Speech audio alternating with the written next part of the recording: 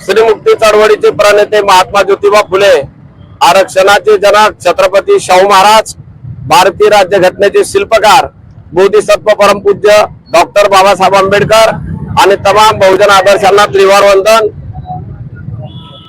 गेल्या 20 तारखेला जंतर मंतर येथे दिल्ली या ठिकाणी विद्यार्थ्यांनी आपल्या पेपर फुटीच्या संदर्भात न्याय मागण्या घेऊन सनदशीर मार्गाने लोकशाहीच्या मार्गाने आंदोलनाला सुरुवात केली होती, मोर्चाला सुरुवात केली होती।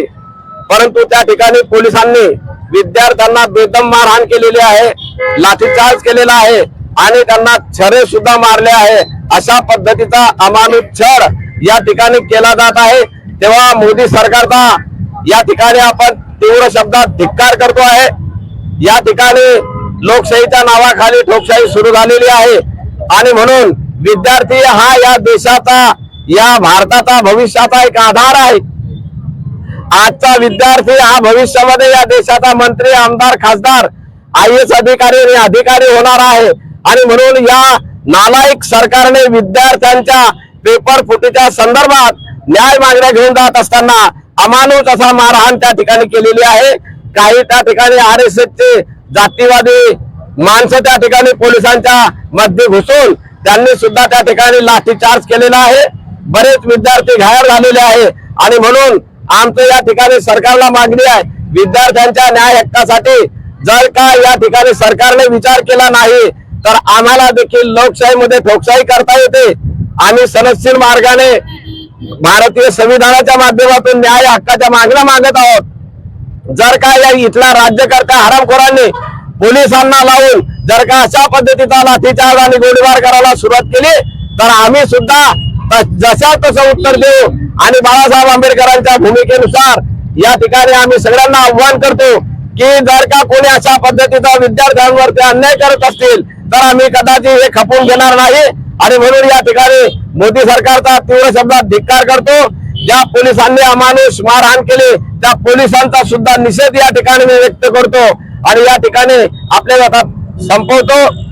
जय भीम, जय भारत। दिनांक 20 तारखेपासून जंतर मंतर या ठिकाणी तरुणाचं हृदय आदरणीय दीपक दिपकेजी यांनी संपूर्ण भारतातील नवयुवक विद्यार्थ्यांना एक आव्हान केलं होतं।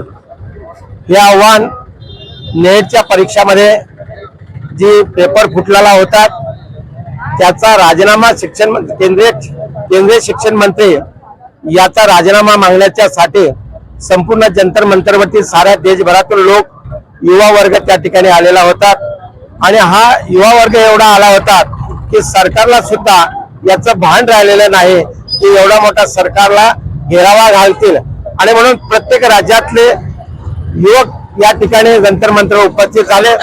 शांततेप्रिय मार्गाने त्यांनी आपल्या मोर्चाला सुरुवात केली। एकच मागणी होती की नेटचा परीक्षेचा पेपर जो फुटला तो या केंद्र सरकारचा जो मंत्री आहेत या धर्मेंद्र प्रधान याचा राजीनामा द्यावा।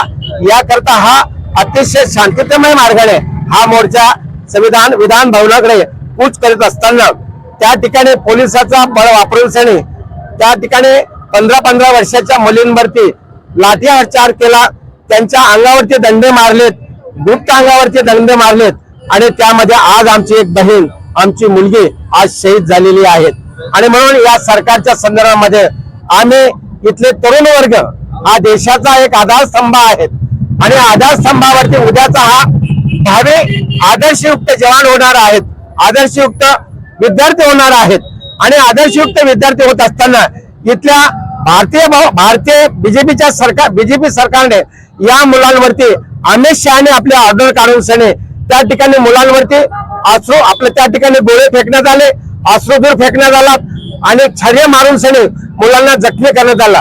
हजारो मुलं जखमी झालेले आहेत आणि म्हणून या संदर्भामध्ये आम्ही मुक्ताईनगर या ठिकाणी आदरणीय वंचित बहुजन आघाडीचे राष्ट्रीय अध्यक्ष आदरणीय ऍडव्होकेट बाळासाहेब आंबेडकर यांच्या आदेशानुसार संपूर्ण महाराष्ट्रात बंदला हाक दिलेली आहेत आणि स्वयंपूर्तीने सर्व लोकांनी आज महाराष्ट्रावर आणि मुक्ताईनगर मध्ये सुद्धा आमच्या विनंतीला मान देऊन सर्व दुकानदारांनी अगदी 100% दुकानं बंद करून या निषेधार्थ त्यांनी या ठिकाणी आम्हाला साथ दिलेली आहे।